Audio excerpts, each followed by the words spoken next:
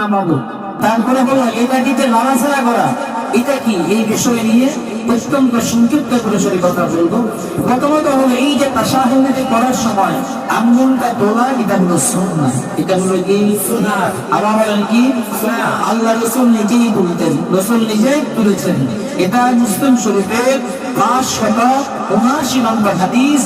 عن عبد الله بن الزبير رضي الله تعالى عنه قال كان النبي صلى الله عليه وسلم إذا جلس في التشهد আব্দুল্লাহ ইবনে জুবাইর বিশ্ববিখ্যাত একজন সাহাবী, তিনি বলছেন কানা নবী সাল্লাল্লাহু আলাইহি ওয়াসাল্লাম ইজা জালাসা ফি তাশাহুদ, আল্লাহ রাসূল যখন তাশাহুদে বসতেন ওয়াদা ইয়াদাহু ইয়ুমনা আলা ফাখিসিহিল ইয়ুমনা, আল্লাহ রাসূল ডান হাতটাকে বাম কাঁধের উপরে আমার উপরে রাখতেন। আল্লাহু আকবার।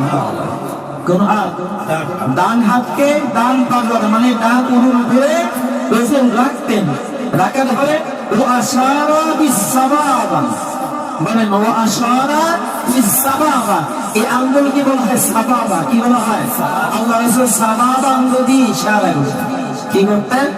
ইশারা করতেন। এই হাদিসটা হলো সহিহ মুসলিম শরীফ 579 নম্বর হাদিস। এই হাদিসের রাবী আব্দুল্লাহ ইবনে জুবাইর রাদিয়াল্লাহু তাআলা মুসলিম শরীফের এমন একটি কিতাব সিহাসিস্তা হাদিসের সহিহ কিতাবের ভিতরে দ্বিতীয় নম্বর দেওয়া মুসহাব, যে ইমাম মুসলিম রাহমাতুল্লাহ আলাইহি হয়েছেন ইমাম বুখারী রাহমাতুল্লাহ আলাইহি সরাসরি ছাত্র। সুবহানাল্লাহ। সরাসরি কি ছাত্র? ইমাম বুখারী সরাসরি ছাত্র হচ্ছে ইমাম মুসলিম রাহমাতুল্লাহ তাআলা আলাইহি।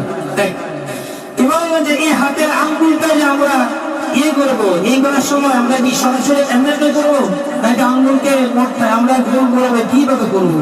আল্লাহ রাসূল সেটাও কিন্তু নবী দেখাই দিয়েছেন।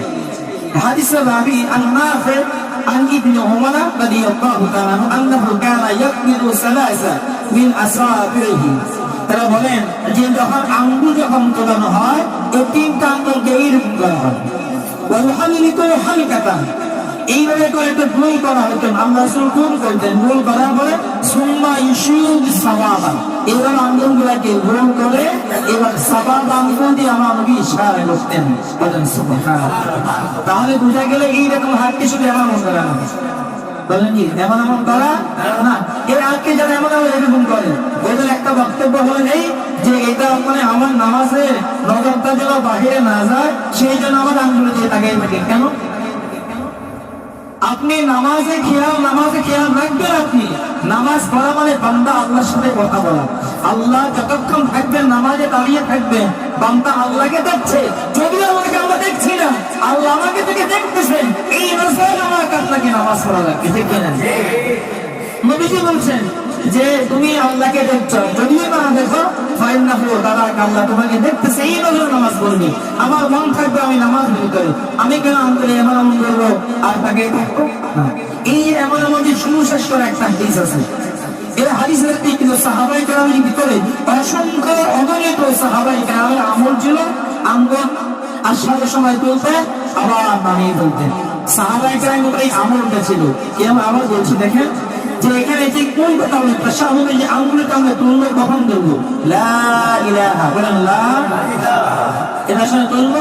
ইল্লাল্লাহ বলার সময় আমরা কি নামাবো, কিন্তু এই সময় একটু নাড়াচাড়া করা, এটা সুন্নাহ। একটু নাড়াচাড়া করা এটা কি সুন্নাহ। এমন গিলে এমন করা না, বলেন এমন আমল করা না। সাহাবায়ে কেরামের ভিতরে অসংখ্য অগণিত সাহাবায়ে কেরামের আমল ছিল আঙ্গুল এইভাবে লা ইলাহা সময় তোলা, ইল্লাল্লাহ সময় নামিয়ে দেওয়া। বলেন তোমরা আবার কি নামিয়ে দেওয়া। এই সময় কিন্তু সব আঙ্গুলগুলোকে এইরকম গোছাতে, এরকম গোছায় বারবার তুলতেন। আর না বর্তমানে দেখা যায় অনেক ভাই জানা না, এরকম না, এরকম করবে না। এটা যে হাদিস দিয়ে প্রমাণিত দেখা গেল ওই হাদিস আছে, কিন্তু এটা সাহাবায়ে কেরামের আমল ছিল। ওটাই বেশিরভাগ সাহাবায়ে কেরামরা এভাবে তুলতেন আবার নামাজের। রাসূল সাল্লাল্লাহু আলাইহি ওয়াসাল্লামের হাদিস থেকে এটা প্রমাণিত। এবার কোন কিছু তাশাহুদের ভিতরে প্রথমে আঙ্গুলি তোলা হলো সুন্নাহ। আঙ্গুলি তোলা কি সুন্নাহ। দুই হলো এই আঙ্গুলি তোলার সময় হালকা নাড়াচাড়া করা সুন্নাহ, হালকা নাড়াচাড়া, একবেলা নাড়াচাড়া সুন্নাহ। তিন হলো ডান হাতের বাকি আঙ্গুলগুলোকে গোল করা, বলে না কি করা, গোল করা। এইভাবে তোলা না, এইভাবে গোল করা বাকি আঙ্গুলগুলোকে ওই সময় এটা হলো সুন্নাহ। চার হলো উশিরু বিসসাবাবা, উশিরু বিসসাবাবা, হাদিসের আবারত যে সাবাবা দিয়ে ইশারা করা, এটা হলো সুন্নাত। পাঁচ হলো যখন আপনি একটু দোয়া করবেন, দোয়া করার সময় হালকা একটু নাড়ানো, কেন ইউহাল্লিকুহা ইউদুলাহা, আমার নবীজি যখন দোয়া করতেন এটাকে একটু করে নাড়াতেন, একটু করে কি করতেন, নাড়াতেন। এবার এই আমলটা যখন আমরা এইভাবেই করি, সাহাবায়ে কেরাম আমল করেছেন। এই জন্য ইমাম আবু হানিফা রাহমাতুল্লাহ তাআলা বলেছেন, অনেকে যখন এটা উল্টা করে এই দল কাজলাই করছেন, এটা না করাই যাবে, না করেন কি এমন একটা মত। কিন্তু ইমাম আবু হানিফা যে বিষয়টা আছে, ইমাম আবু হানিফা রাহমাতুল্লাহ আলাইহি তিনি এমন একজন মুজতাহিদ ইমাম, যিনি সাহাবায়ে কেরাম থেকে হাদিস বর্ণনা করেছেন। বর্তমানে যে যারা এইরকম বলতেছে না হবে আমল করে, ইমাম আবু হানিফা রাহমাতুল্লাহ আলাইহি শানে তার মুস্তাহিদ করতেছে না। অথচ যে ইমাম আবু হানিফা 22 জন সাহাবী সাক্ষাৎ তিনি পেয়েছেন, কয়জন? 22 জন সাহাবী সাক্ষাৎ পেয়েছেন। শুধু এটা না, আনাস বিন মালিক রাদিয়াল্লাহু তাআলা তিনি সরাসরি